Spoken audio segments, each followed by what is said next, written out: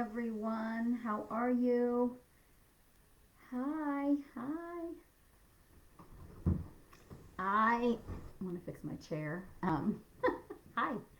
I am Aimee of AimeeRaupp.com, and I'm just fix this camera. Sorry, guys. Just being anal. I got my camera. I am Aimee of AimeeRaupp.com. Yes, I am, and I am here every week to support you guys, because things in life can be challenging. I am here to cheer you on. I am here to share information and resources with you so you can live your best life, so that your dreams can come true, so that for many of you that means having a baby come through, and I am here for you in all the capacities. I get to do this live every week for free, I might add, that I come to you every week and support you. Every other week on Mondays, I do my Fertility Hot Seat, another great free offering for all of you in this community. I have written a bunch of books up there. My most recent, which is about to be 1 year old on June 13th, which is crazy. And I remember that because it's my grandmother's birthday. My recent book is called The Egg Quality Diet. I wrote Yes, You Can Get Pregnant as well. I wrote Body Belief, and my very first book is called Chill Out and Get Healthy. And lately, I think also since writing, even Yes, You Can Get Pregnant, but more recently since writing The Egg Quality Diet, we obviously here at Team Aimee get lots and lots of questions about diet and nutrition as it relates to fertility. And we also I see it in my private clinical practice, I see it in my private coaching practice, I see it in the clients that my coaches and my acupuncturists work with, because mind you, I oversee every single case that comes through my clinic, every single case that comes through my online programs. I go through every case with each one of my amazing coaches and amazing practitioners. And what comes up a lot is rigidity around diet when trying to conceive. And first, I want to address the elephant in the room, as I am the woman who wrote a book called The Egg Quality Diet. So I understand that I may have added to that level of fixation and determination and rigidity around diet as it pertains to trying to get pregnant, as it pertains to improving egg quality, as it pertains to reducing inflammation and regulating the immune system. And I wanted to address it because I think it's really important. I think all of us, first I want to start with, what is the definition of, I have a bunch of notes over here, so when you see me kind of looking away from the camera, that is why. So orthorexia is defined as, it's kind of like, people are calling it like the hidden eating disorder. Now, mind you, I am an eating disorder survivor. I had bulimia and anorexia for almost 7 or 8 years, I'd call it. Bulimia lasted longer, but yeah, I'd say it kind of stopped in my maybe 29 or 30, somewhere around there, but started in college. So quite some time. And what really shifted for me in healing through that eating disorder was beginning to see food as a means of nourishment and fuel, as a means of vitality, as a means of support for myself, rather than something I had to, count calories or be rigid about, or something that was going to make me fat or make me skinny. Those are not words I like to use. I'm using them because that was my mentality then. But so orthorexia is an obsession with eating foods one considers healthy. Those who have an unhealthy obsession with otherwise healthy eating may be suffering from orthorexia nervosa, a term which literally means fixation on righteous eating. Orthorexia starts out as an innocent attempt to eat more healthily, but orthorexics become fixated on food quality and purity.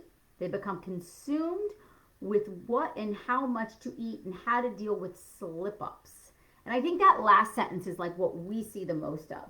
because there are these phases in the egg quality diet, right? There's phase 1, there's phase 2, there's phase 3, there's phase 4. Phase 2 is the strictest. It's 11 days long. Phase 3, then we're still kind of in this elimination period, and then phase 4, we start to reintroduce foods. And people will say, they'll write us, or you guys will ask, or there's a coaching client, right, that'll come to us, oh, I nailed it in phase 2, I'm feeling great. Phase 3, was doing great, but then we traveled, or we had friends in town, or blah, blah, blah, blah, blah, any mixture of things, and I totally fell off. How much damage did I do? Like, do I have to start all over again? And it's like, no, you don't have to start all over again. There are some people out there, I am not one of them, who feel that when you're working on healing your gut, which is a big part of the work I do as well, reducing inflammation, improving nutrient absorption often requires healing of the gut lining. But some people will say, if you've had a misstep, yes, you have to go all the way back to square one because you've totally screwed up all the good work you've done. I don't function that way, and I think that's the difference between clinicians and textbook people that maybe aren't actively seeing patients in the clinical setting. Like, I have been doing this for almost 2 decades at this point, 18 years. And I give my clients space and grace to be human. You are all human. Perfection does not equal pregnancy. Diet is one piece of the puzzle. And if any of you have dug into my latest book, The Egg Quality Diet, the resources page that comes with that book is voluminous. It has so much information in there and so much about the other aspects, right? Mindset, movement, lifestyle, all of those things come into place. So, but when I do see rigidity, it honestly worries me, because I then think that person, and you probably can all relate. I can relate, not so much anymore in my life, but the old version of me can totally relate, that I used food as a means to control. If I ate good, if I ate right, I would fix the problems, right? Or I could be a certain size, or fit into a certain size jeans, or look a certain way, or have enough confidence, right? And so mine was more weight oriented. A lot of people that I'm seeing clinically, that my coaches or my other clinicians are seeing clinically, is more fertility oriented. If I'm perfect on the diet, if I do all the things Aimee says, I will fix my fertility problem. And now again, to put some of that onus on me of, did I go and write a book that says if you eat this way, you should be able to improve your egg quality? I sure as hell did. But if you read the whole book, you'll understand that it's actually an elimination diet where we reintroduce foods and we find the diet that works for ourselves. It is not calorie focused whatsoever. There's not a single mention of a calorie in that book. There is macronutrient focus. And I did do a lot of research for today's live because of the sensitivity I have around my own history with an eating disorder, and just also because it's a sensitive subject. And one thing that was recommended by a psychologist who wrote several articles on this topic was shifting the focus from calories to servings or to macronutrients. Like, if you want to still be healthy, that we let go of like the great specifics, but just like, okay, how many cups of veggies did I have today? Okay, how many ounces of protein did I have today? That's kind of what I do. I count my protein and my veggies at the end of every day. And that helps me know that, like, okay, I'm hitting my marks. I don't count calories. I don't weigh things.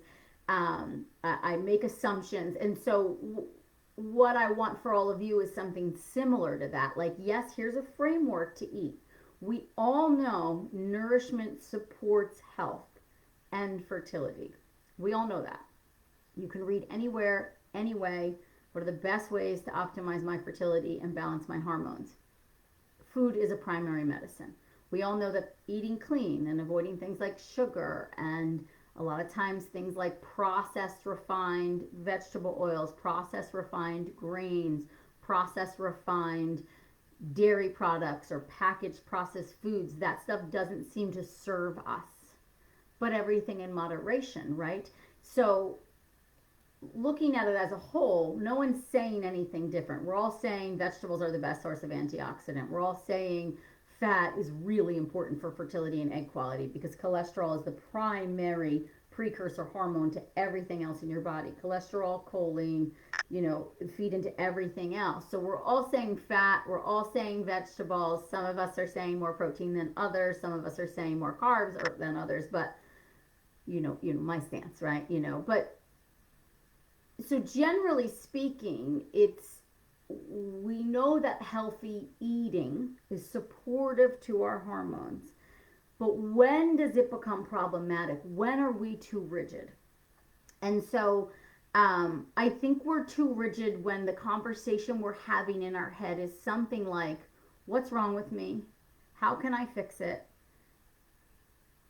Versus, how can I nourish myself? How can I support myself towards my goals? So it's a lot of what I talk about in body belief of like, are we coming at it with our tough inner critic? You're not good enough. And when you deviate on the diet, that's why you're not pregnant. You're never going to get pregnant if you keep eating this thing. You're so bad, right? The bad versus good when it comes to foods.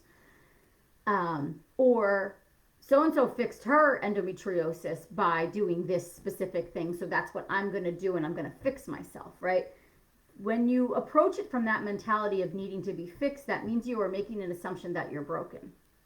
I don't make that assumption for you, and I don't want you to make that assumption for yourself. You are not broken. You do not need to fix anything. I talk about this a lot, and yes, you can get pregnant. This is a fertility rejuvenation protocol. This is a self-love health mission, is what I say in Yes, You Can Get Pregnant. This is not a fertility diet.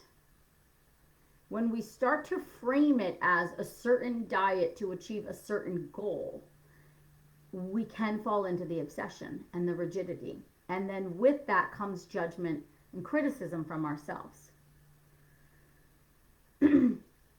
So I think it's more about like stepping back and asking yourself, like, what is my why?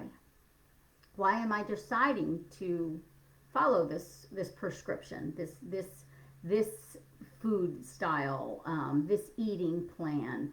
Why am I deciding to take these supplements? Is it out of desperation and I'll do anything? Like I see that, we had a case recently. She was, I kid you not, on about 65 different supplements. I swear to God, 65 supplements. All of them, every day. She literally bought every single thing she read about on the internet and in the books and was taking all of it. And when it was recommended to her to scale back, because that is often our recommendation, we are about less is more here at Team Aimee. Food is medicine. Mindset is critical. You cannot supplement a shitty diet or a shitty lifestyle or a shitty mindset. She was devastated. She actually didn't return for a follow-up call. I mean, eventually she did, but she didn't like us. She thought that was reckless, that we were going to make that recommendation when obviously all these other people on the internet and in the books have told her that all 60 of these supplements are important for, and so many were overlapping. She was taking like almost 10 milligrams of methylfolate a day. I mean, it was bad. She was doing damage to her body. And it was because she wasn't, getting the right support and advice. And I always recommend working with a trained clinician who could give you the right plan, right? But that to me was the first sign that it wasn't like about the supplements at all. It was about this rigidity. There was almost orthorexia, not around food, but around supplements. And she actually couldn't really commit to the diet. She couldn't commit to the lifestyle stuff. Her life was too stressful. All she could do was take these 60 supplements a day. But my heart went out to her. I mean, she was desperate and in pain and hurting. And I know a lot of you can relate to that, right? You're willing to do anything to reach this goal. But coming back home to connecting to ourselves, what is my why? I want to nourish and support myself. I want to restore, rejuvenate my health, my vitality. I want to balance my hormones. Yes, I want to bring a baby through.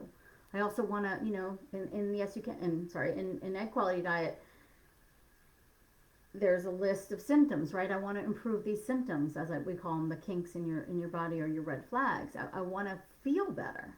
I want to like who I see when I look in the mirror, not just physically, but like in your soul. Do you like yourself? Are you judging yourself? What is your why? I want to grow my family. Why? Why do you want to grow your family? Is it you're on a timeline? Is it you're on the hamster wheel right now and you can't get off? Or are there, I know there's always genuine reasons as to why someone wants to grow their family. Have we forgotten them? Can we come back home to them? How are you receiving support? Where are you choosing to go for information? Who are you trusting with your body, with your decisions? Are you connected to what feels good to you? Or are you giving that away? Are you giving your power away to information on the internet? Or information from, whatever, a variety of different people, which there's a lot of really smart people out there who are giving a lot of really solid advice. And so most of it doesn't contradict itself, to be honest, too, because I'm friends with most of those practitioners and we all walk the same walk. But I want it to come from this place of nourishment and support of your goals versus good or bad or right or wrong or fixed or broken. Is this about desire? Something I wrote before when I was making notes. Is this about desire to be more supportive to yourself, or is it now an obsession and any unhealthy food you consume is riddled with judgment? So I know, again, from my eating disorder previous life, there was a lot of judgment. There was a lot of counting and a lot of excess exercise, right? Like I had to do it a certain way. And otherwise it was judgment of myself. And so the biggest thing that helped me heal from that was shifting it to, this is a beautiful vessel. And when she's screaming with eczema or period pain or bloating or digestive issues or hormonal imbalances, am I listening or am I judging? Right? And then do I go into, and that's a pattern of my behavior too, so I can relate to a lot of you who go into fix-it mode, right? But does there always have to be a solution? And does the solution have to happen immediately? Can we learn to be patient with ourselves? Can we give ourselves compassion and grace on the way to achieving our goals?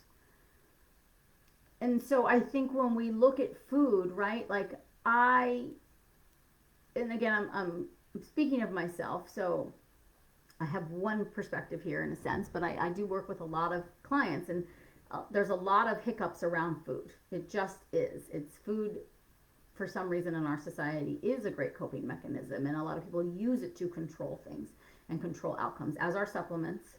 And so it's more like when I look at my meal, do I think nourishment or not? Do I feel a sense of pride? Do I enjoy it?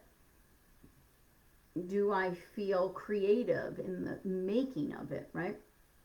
When I really got into cooking, that was a huge part of my healing journey as well, was really feeling so satisfied with the preparation of my food and looking at it as a means of nourishment, as a means of support, as a friend, as something that I'm grateful for, as something I get to consume, and that it gives my body everything it needs to do all the things I'd like it to do, right? That we're in this together. We are a team versus a state of deprivation. If I feel very deprived, I'm going to rebel and I'm going to, maybe revert back to my binging behavior.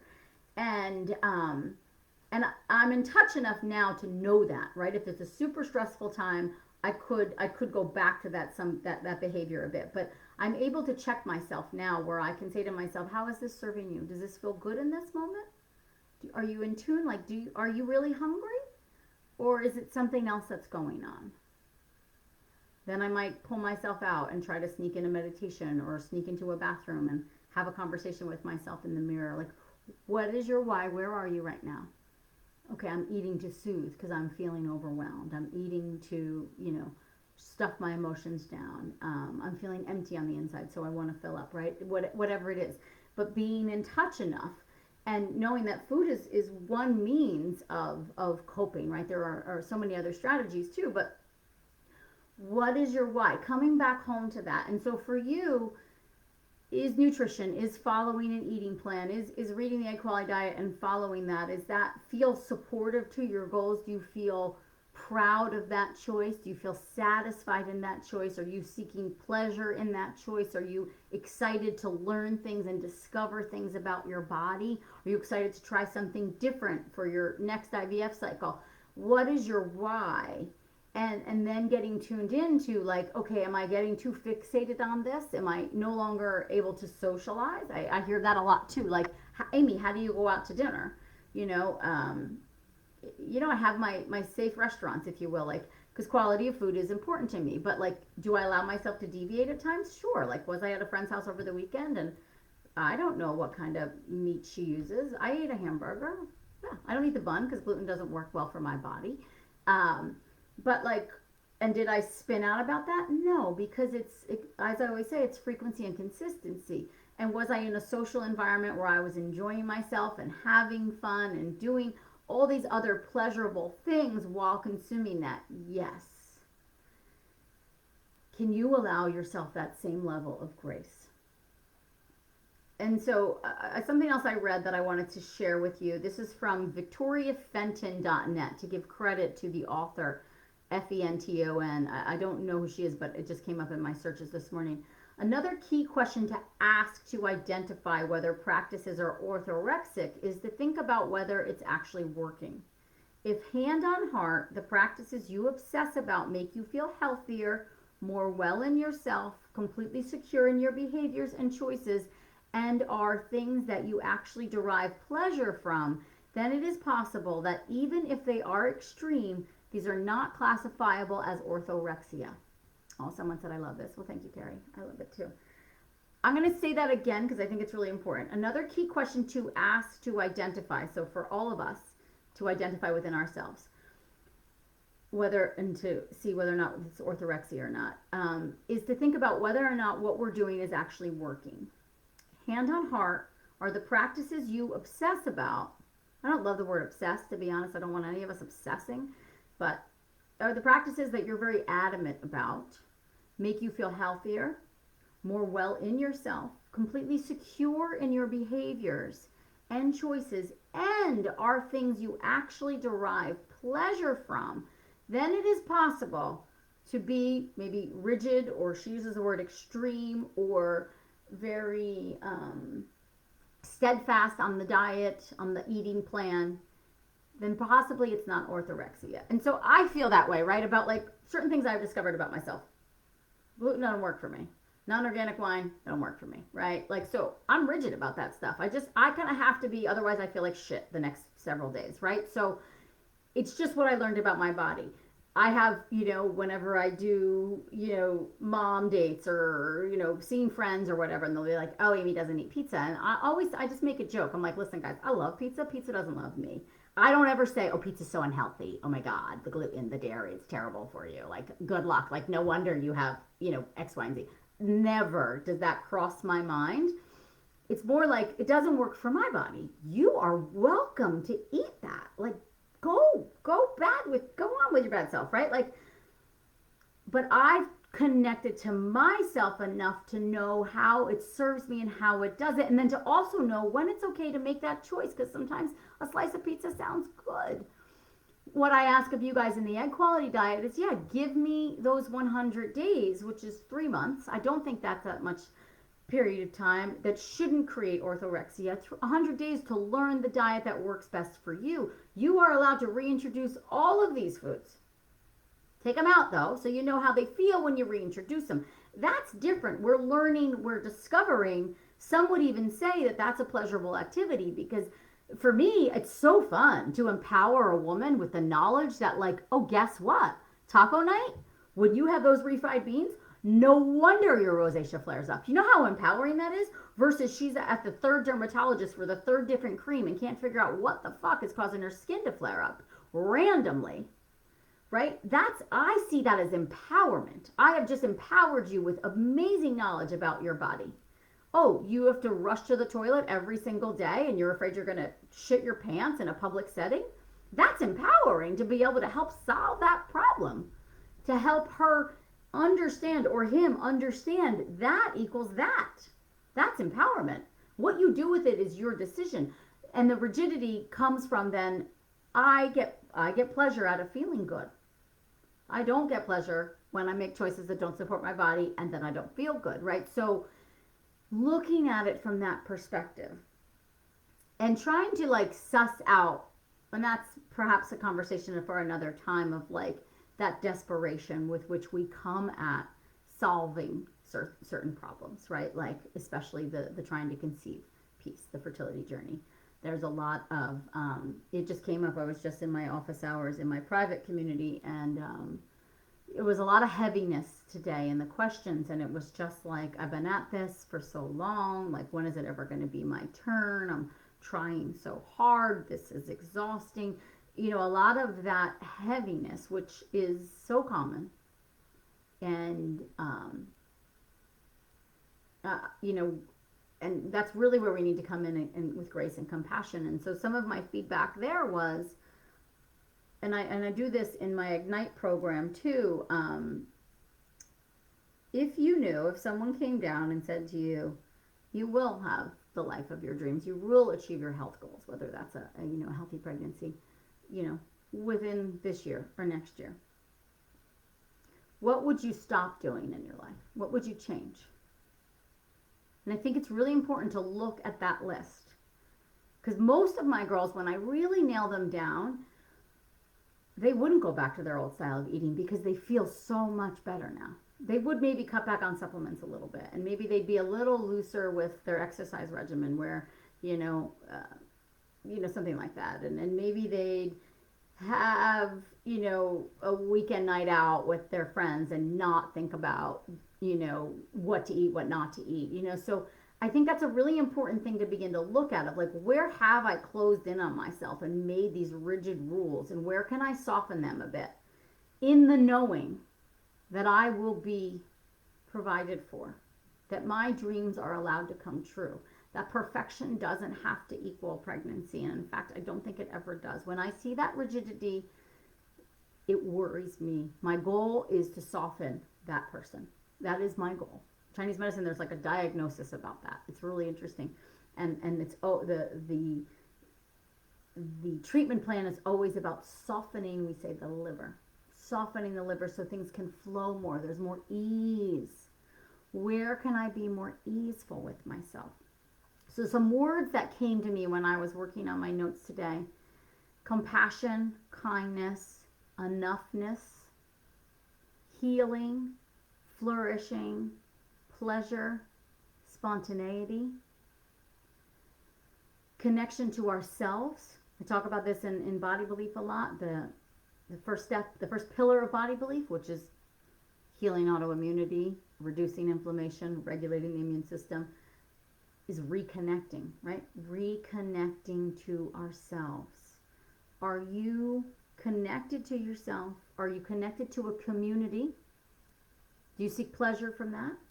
And are you connected to how your body talks to you? Or are you just doing everything you read about because someone somewhere worked for to get pregnant? And that's a really important distinction. Is it, you know, and there's a lot of that. You know, I just describe it in movement of like, I'll use the terminology a lot of like, she's on the hamster wheel and it's hard to get her off, right? Because the hamster wheel, there's a lot of comfort sometimes in the discomfort or doing the same thing again and again. And so for you to check yourself, what is your why? Are you allowing yourself to be human? Do you judge your humanness? Do you think your being human is imperfect and not enough and not worthy, and therefore that's why you're not getting what you want? Are you okay with slip-ups, or do you judge yourself deeply? Do you honor your cravings? For me, if I'm craving sweets, I automatically, this is probably my clinical mind of like, okay, maybe I didn't get enough protein today. Maybe I'm magnesium deficient. Okay, maybe I need a little more fat, right? I look at the craving. I do try to dissect it. I suppose that's just how I work, because that's what I do all day for people. But do you honor it? Like I do. Well, I want some chocolate. Sure, I pick the chocolate that I think is good quality and all of that. But sure, I had like 3 squares of chocolate yesterday. They were delicious. Macros versus calories, servings versus calories. I don't want to see calories. I don't care about calories. I mean, if you're not eating enough, I care. But still, I could look at your macros and I could look at servings to know if you're eating enough.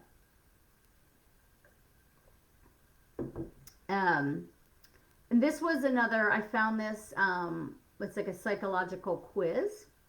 So there's just some things to think about. Do you spend more than 3 hours a day thinking about your diet? Do you plan your meals several days ahead? Is the nutritional value of your meal more important than the pleasure of eating it? See, but for me, what I would say is I derive pleasure from the nutritional value, which is interesting. But I also derive pleasure from the variety of foods that I can have to achieve that nutrition. Has the quality of your life decreased as the quality of your diet has increased? Have you become stricter with yourself? Does your self-esteem get a boost from eating healthy? Have you given up foods you used to enjoy in order to eat the right foods? Does your diet make it difficult for you to eat out, distancing yourself from family and friends? Do you feel guilty when you stray? Do you feel at peace with yourself and in total control when you eat healthy?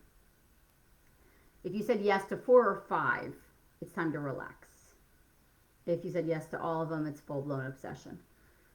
So I think the things that I would flag, like planning meals, I think is a smart way, though, to get through your week. But I would also say, like, okay, is there a time frame? Like, I'm going to follow an eating plan for these 3 months. But then, by month 1.5, I'm actually getting to loosen the belt and like have more variety, and that feels really exciting.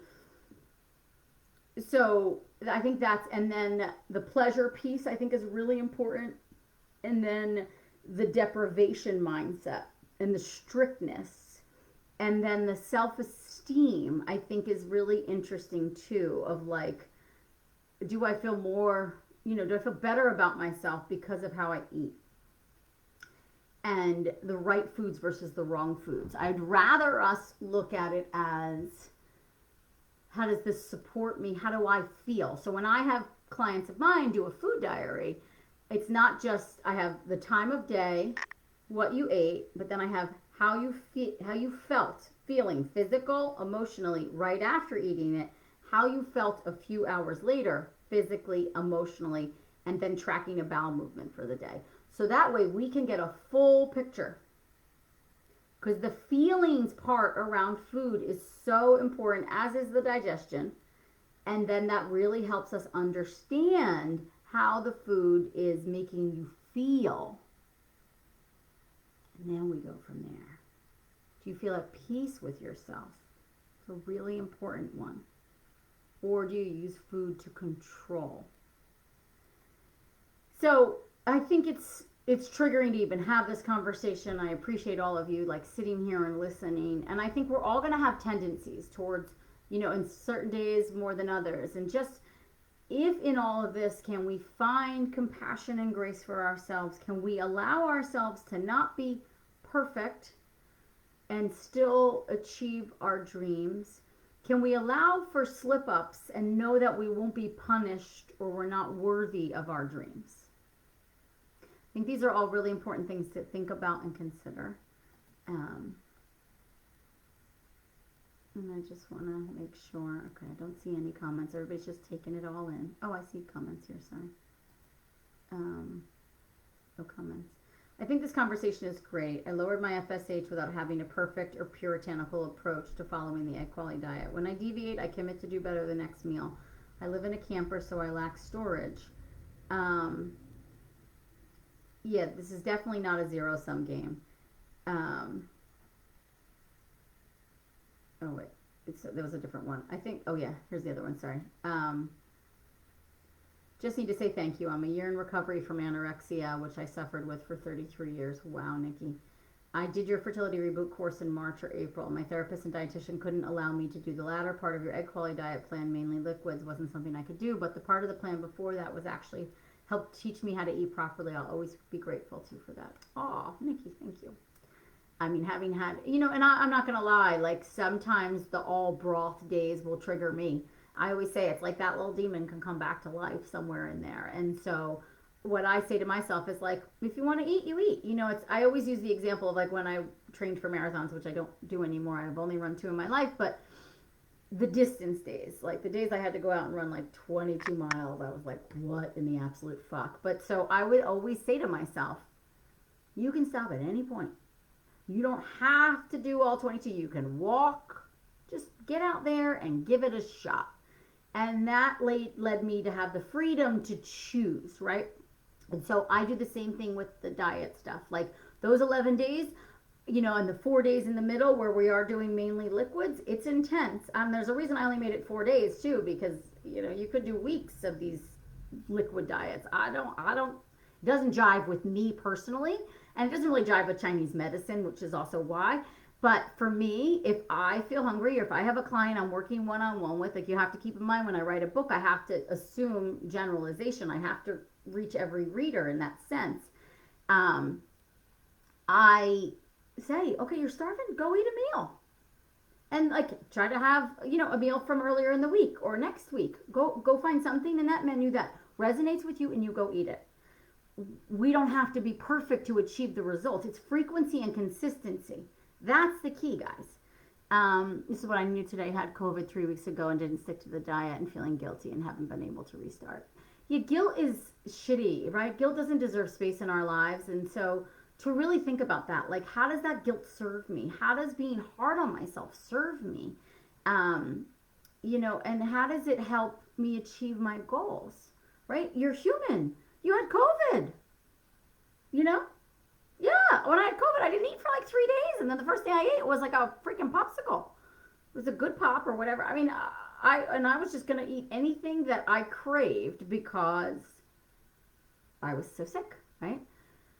So anyway, all right. Well, I'm glad you guys enjoyed this conversation. I enjoy it too. And I also want you to know where I come from when I make the blanket recommendations. Like if I see someone that has Hashimoto's and I'm like, yeah, you should probably treat gluten, dairy, and soy like an allergy. I don't say that because I'm judging you and I think it's the only way you're going to heal yourself. I say it because clinically, I've seen that work. When I see endometriosis, an anti-inflammatory diet works. I just see it. I've seen thousands of patients at this point. Like there was a time in my clinical life where I literally saw 60 to 70 patients a week for 10 years. I have seen so many patients in my clinic. And so when I give pieces of information like that, it's not because I'm like out there in some elitist high and mighty chair saying, you can't do that. It's never going to work for you. It's just like, this is what I've seen. But in that scope, consistency and frequency, we're all human. Allow yourselves to be human. Give yourself the grace and the space to be human because you are awesome. We need you. This world needs you. We all bring our own specialness here. And know that no matter what, you are worthy of all your dreams coming true. So tune in, be connected to you, listen to you and your connection to self, and let that guide you versus giving your power away and doing everything you think or have been told you need to do, including stuff I say, to get pregnant. Okay? You do you. I'm cheering for you. All right. Have a beautiful day, my loves. Ciao for now.